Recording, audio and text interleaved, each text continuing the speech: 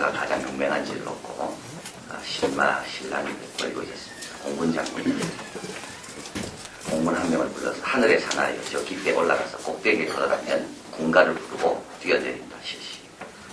그 하늘의 사나이는 총알처럼 깊게 올라가서 군가를 부르고 경례를 붙이고 뛰어내려 차례 자세로 땅바닥에 섰습니다. 공군 장군 저게 용맹합니다. 해군 제독이 나섰습니다. 우리 위대한 바다의 사나이 이 총을 가지고 저 깊게 올라간 다음에 균형을 잡고 차례를 취한 다음 군가를 불러라.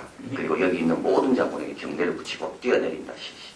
그런 총을 머리 위에 높이 올려세우고 깊게 성큼성큼 올라가 완벽하게 임무를 완수했습니다.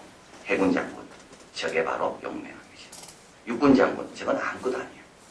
이병 일군 완전 무장을 하고 6세계 바위 3개를 넣어 그리고 저 깊게 올라가 꼭대기에 올라가서 차례의 자세를 취한 다음에 경례를 붙이고 군가를 부르고 우리 장군 모두에게 경례를 하고 내려올 때는 그냥 내려오지 말고 머리를 밑으로 하고 내려오는 실시. 사병이 대답을 하고 올라가서 내려갔습니다. 육군 장군 저게 바로 용맹함이지. 누가 이길 수 있는 사람 나와봐. 근데 이제 해병대 가만히 있을 수 없죠. 그래서 해병대 장군 완전 무장을 해라. 여기 있는 개 2마리를 가방에 넣어라. 손만 상에서 저 깊이로 올라가라. 꼭대기에 오른 다음에 군가를 부르고 내려올 때 그냥 내려오지 말고 입에 칼을 물고 거꾸로 내려와라. 해병대 병사가 차례 자세를 취한 다음에 장군을 보며 말했습니다. 혹시 장군님 미치신 거 아니에요? 해병대 장군 이게 바로 용맹함이시죠. 근데 제가 화요일날 진짜 용맹한 우리 중등부 애를 만났습니다. 이제 출근하는데 학교로 중학교를 가더라고요. 제가 반가워서 반갑다 하고 이 새벽기도 나오나 하는 걸 쓰게 되면 당당하게 안 나갑니다. 얼마나 용감한지. 근데 그 다음날 특송할 때는 또 나왔더라고요.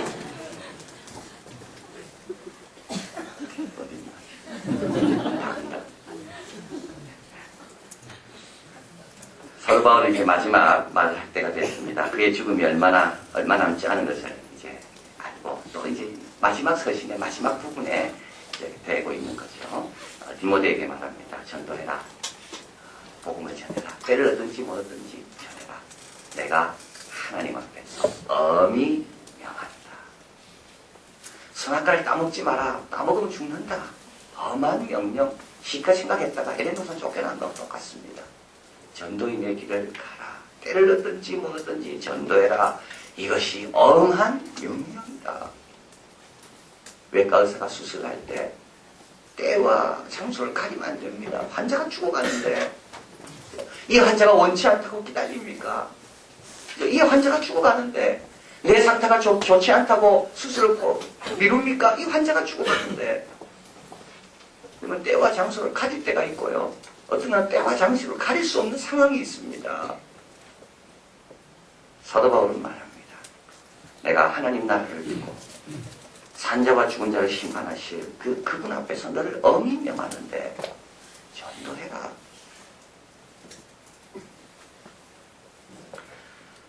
여러분 이것을 쉽게 생각하면 안 됩니다. 쉽게 생각하면 안 됩니다. 어린 짐작으로 안 해도 되겠지 이렇게 생각하면 안 됩니다. 그냥 나한테는 해당 안 되겠지 그렇게 생각해서는 안 됩니다.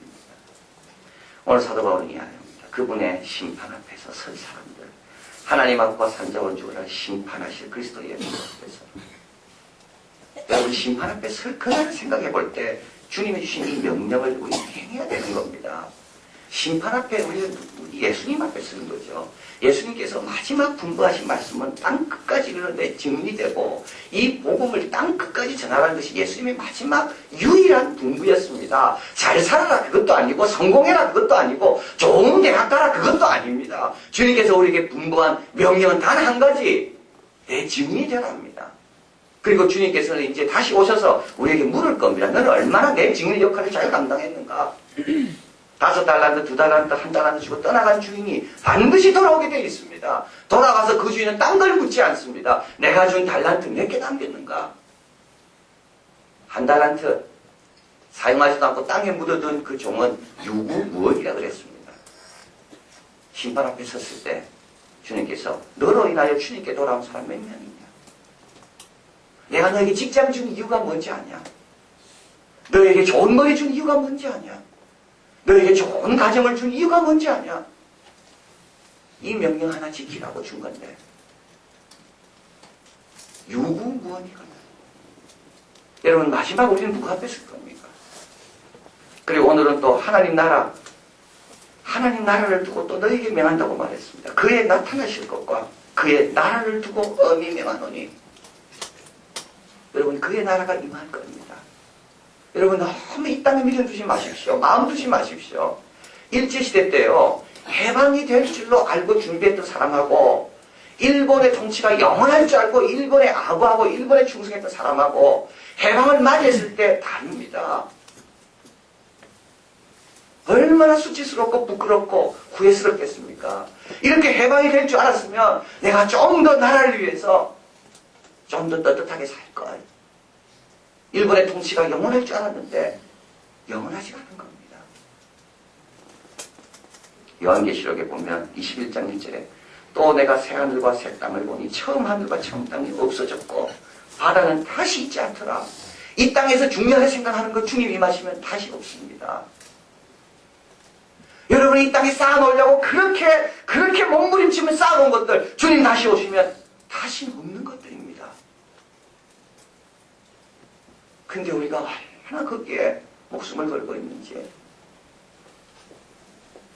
그의 나타나실 것과 그의 나라를 두고 엄히 명하노니 복음을 전파하라. 때를 얻든지 못 얻든지. 오늘 또 우리에게 또 말씀합니다. 3절에 때가 이르니 사람이 바른 교훈을 받지 아니하고 귀가 가리워져서 자기의 사욕을 좇을 스승을 많이 두고 그 길을 진리에서 돌이켜 허탄한 이야기를 쫓으리라.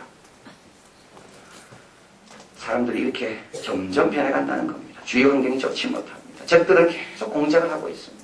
이단들은 기독교를 얼마나 깨기 위해서 지금도 깨어서 연구하는지, 기독교인 가운데 누구에게 접근하면 교회를 회파시키고 교회를 자기들이 먹을 수 있는지 이단들은 밤낮을 가리지 않고 그걸 연구하고 있습니다. 그런데 우리 성도들은 밤낮을 생각하지 않고 복음을 생각하지 않고 영적인 걸 생각하지 않고 신천지라는 이단이 최근에 들었습니다. 성장을 멈췄대요. 왜 멈췄는가? 교회가 이제 알았다는 거예요. 신천지에. 그래서 신천지가 그때는 모르고 들어와가 교인들을 막 휘젓고 다녔는데 이제는 교인들이 신천지가 어떤 존재인가 다 알기 때문에 신천지의 성장이 멈췄다는 거예요. 동영상으로 신천지 교육시키는 걸 제가 한번 봤는데요. 이야, 겁나더라고요. 얼마나 큰 강당에 막 수천 명이 쫙 앉아가지고. 근데 그분들이 다 누구냐 하면 현재 교회 권사들 집사님들입니다. 그분들이 거기 쫙 앉아가지고 오늘도 어떻게 성도들의 영혼을 황폐화시키고 뺏어올까? 그걸 열심히 배우고 충성을 서약하고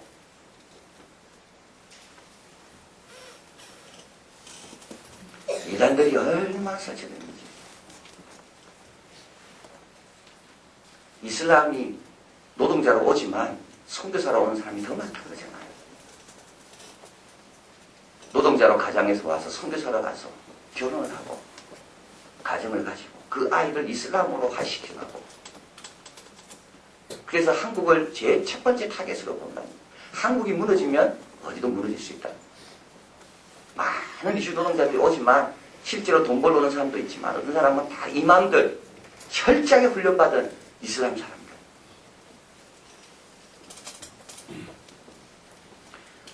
여러분 이런 현실 앞에서 우리가 게으를 수가 없습니다.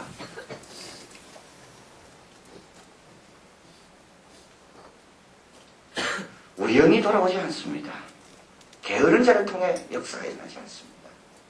마음을 저 세상에 빼앗기고 오늘도 무엇을 먹을까 무엇을 입을까 거기에만 관심이 가지고 있는 사람을 통하여 이 어려운 세상이 이 힘든 세상이 소망을 발견할 수가 없습니다.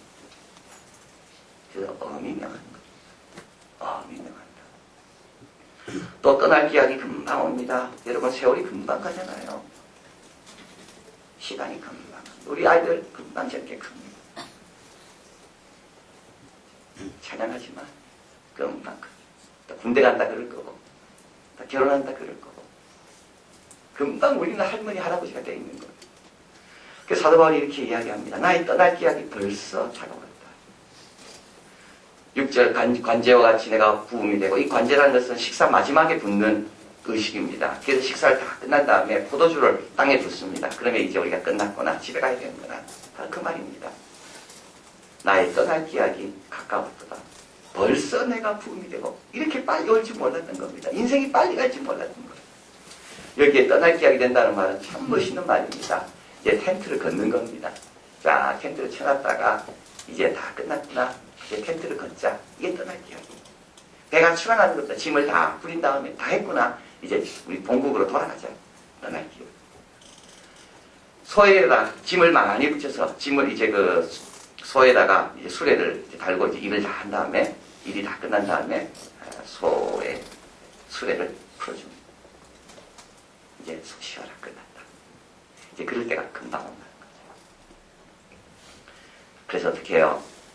여러분, 이거를 심각하게 여겨야 돼요. 주님 앞에 설 걸 생각하고, 주님 나라 임할 걸 생각하고, 지금 수많은 잘못된 정보들과 헛된 가르침들이 이 땅에 횡행하는 것을 우리가 바라보면서, 그리고 나도 떠날 기약이 곧 온다는 것을 생각하면서, 전도인의 사명, 때를 얻든지 못 얻든지 매일 전파라는 이 명령을 우리가 엄격하게 실천할 수 있도록 그런 자세를 가져라. 자, 그러면 어떻게 할 수 있습니까? 오늘 사도 바울은 자기가 어떻게 했는지에 대해서 이야기합니다. 첫째, 선한 싸움을 싸웠다고 되어 있죠. 예, 여러분 쉽게 얻을 수 있다는 생각을 버려야 됩니다. 싸움이라고 말하고 있습니다. 왜냐하면 영혼들을 우리한테 주려고 하지 않습니다. 영혼들을 어떻게든지 잡아두려고 사탄이 꽉 노력하고 있습니다. 그래서 우리는 싸움을 선포하고 나가야 되는 겁니다. 죽음을 각오하고 나아가서 정말 내가 어떻게든지 이 영혼을 살려내리라, 이런 싸움을 각오하고 나가야지만 이기는 겁니다. 싸움이 무섭다고 피하고 싸움이 귀찮다고 회피하면 안 되는 거죠. 베드로가 로마 간원들이 와서 전하지 말라 그랬거든요. 그때 베드로가 만약에 그래요? 안전했으면 3,000명, 5,000명 어떻게 됐을까요? 로마 교회가 그때 예수 믿은 사람들이 돌아가서 로마 교회가 세워진 겁니다. 어떻게 됐을까요? 사도 바울이 싸움은 좀 내 기억에도 안 맞고 싸움은 힘든 거고 싸움은 내가 다칠 수도 있으니까 싸움을 회피했다면 에베소, 빌립보 이런 교회가 세워졌을까요? 그리고 디모데가 만들어졌습니까?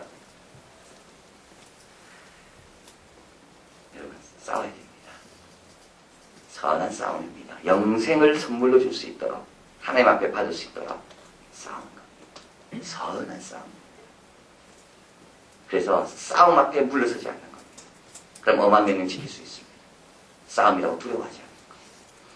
또 달려갈 길을 다 달리는 겁니다. 그럼 참 여기 사도 바울이 이렇게 이야기하고 있는데요. 7절 한 번 더 읽을까요? 내가 선한 싸움을 싸우고 나의 달려갈 길을 마치고 믿음을 지켰으니, 나의 달려갈 길. 디바이 앤 룰이란 말이 있잖아요. 다 못합니다. 딱 나누면 돼. 딱 나누고 내 역할, 내한테 맡겨진 몫이 어떤 건가, 그것만을 향해서 집중하면 이길 수가 있습니다. 어떻게 다 노원 구민을 전도하겠습니까? 막연하겠죠. 그러나 내 가족부터, 내가 만나는 내 친한 친구부터, 이게 바로 나의 달려갈 길입니다. 360을 어떻게 다 하겠습니까? 그거 너무 복잡해요. 그러나 오늘 내가 해야 될 일만 오늘 열심히 다 하자. 내일은 또 내일 열심히 다 하자. 디바인 앤 룰. 가르면 통치할 수 있습니다. 그래서 하나님께서 우리에게 묻습니다. 너의 길을 달렸나를 묻습니다. 너의 맡겨진 영혼, 내가 너에게 준 영혼, 그 영혼을 위해서 네가 선한 싸움을 싸우고 그 영혼을 하나님께 인도하기 위해서 최선을 다했나? 주님은 그걸 묻습니다. 나에게 맡긴 영혼. 여러분, 다른 사람 쳐다보지 마십시오. 사도 바울이 베드로의 길을 의식했다면, 요한의 길을 의식했다면 집중도 못했고 열매도 없었을 거. 늘 남쳐다본다. 마지막으로 그는 이렇게 이야기합니다. 믿음을 지켰다. 흔들리지 않는 겁니다. 흔들리지 않는 거예요. 흔들리지 않는 거예요. 이 확신과 이 약속과 이 엄한 명령, 내가 지켜야 된다는 이 각오, 이 불신을 꺼뜨리지 않는 것. 복음이 얼마나 중요한 것인지, 영혼들에게 주어지는 축복이 얼마나 큰 것인지, 하나님이 이를 얼마나 원하시는지, 이를 위해서 내가 대가를 지불해야 된다는 이 가르침, 이 교훈에 흔들리지 않는 겁니다. 버락 오바마가 가장 신뢰하는 정치인 톰 대쇼, 민주당 상원의원이었는데요. 은퇴했습니다. 그는 대통령 후보로 나서기를 머뭇거리는 오바마에게 이번 기회를 놓치면 다음 기회에 올 것이라고 기대하지 말라라고 말했다. 오바마는 상원의원 한 번만 했잖아요. 그래서 사람들이 이제 버락 오바마를 향해서 당신은 정치 경력이 그거 가지고 안 된다. 그래서 오바마가 주저했던 거죠. 내가 좀 상원을 몇 번 더 한 다음에 나가야 되는가. 근데 톰 대슈르고는 그렇지 말라는 거예요. 이번에 놓치면 기회는 또 안 온다. 왜냐하면 상원에 오래 있으면 오래 있을수록 그 표결에 왜 찬성했니? 따위의 질문에 변명해야 된다. 그래서 오히려 불리할 수가 있으니까 기회가 왔을 때 놓치지 말고 나가라고 톰 대슈르 의원이 오바마에게 적극적으로 권했다는 겁니다. 그래서 오바마는 출마하기로 결심했습니다. 그리고 보좌관들을 불러놓고 물었습니다. 그때 주위에 있는 보좌관들, 특별히 성공한 흑인 보좌관들, 오바마에게 이렇게 말했다고 합니다. 아직 미국은 흑인을 대통령으로 받아들일 준비는 안 됐어. 이때 오바마는 지금 혹은 대통령을 받아들일 준비가 되지 않았다면 내가 죽을 때까지 미국은 그럴 거야. 나는 그 선입견에 도전하겠어. 넉 달이 지나야 주사할 것이라고 이야기합니다. 여러분 그 말 들으면 안 됩니다. 지금 안 하면 그때 돼도 또 안 됩니다. 아직 시간이 많아 남아 떠날 기회까지 많이 남아. 여러분 속지 마십시오. 주님께서 도적같이 임한다고 그러시잖아요. 꼭 전도해야 된다. 그 방법인가? 꼭 그래야지 천국 가는가? 그것도 속지 마십시오. 사탄은 처음부터 계속 우리를 속여옵니다. 버락 오바마가 다 되고 나니까 야 정말 우리가 이야기하지. 만약에 그때 중간에 포기했다면 정말 속지 마십시오. 엄한 명령. 엄한 명령입니다. 여기에 다른 생각을 넣으면 안 됩니다. 그냥 주님 믿고 그냥 전도하는 거예요. 2001년 버락 오바마는 한 인터뷰에서 자기 부모 이야기를 꺼냈습니다. 참 저는 이 구절이 너무 멋집니다. 이 나라에서 제 이름이 성공에 전혀 장애가 되지 않을 것이라고 믿으며 우리 부모님은 저에게 아프리카 이름 버락이라는 이름을 주셨습니다. 그러면서 너의 이야기는 큰 미국 이야기의 일부분이고 너는 이전에 왔던 모든 미국의 선조들의 빚진 자라는 것을 잊지 마라.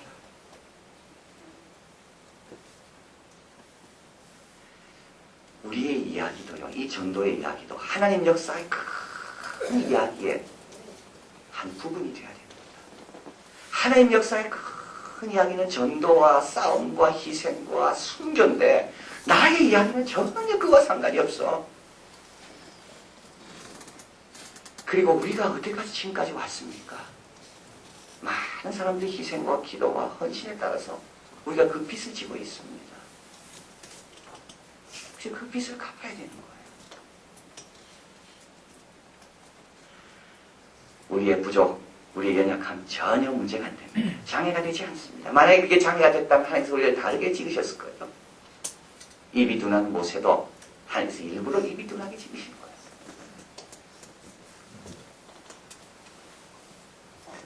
여러분 전도 단순하게 생각하지 마십시오.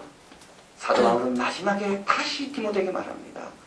하나님 앞에서 산자와 죽은 자를 심판하실 그리스도 예수 앞에서 그의 나라와 그의 나타나실 나라를 두고 엄히 명하노니 너는 전도해라. 속지 마라. 넉 달이 지나야 된다는 그 말에 속지 마라.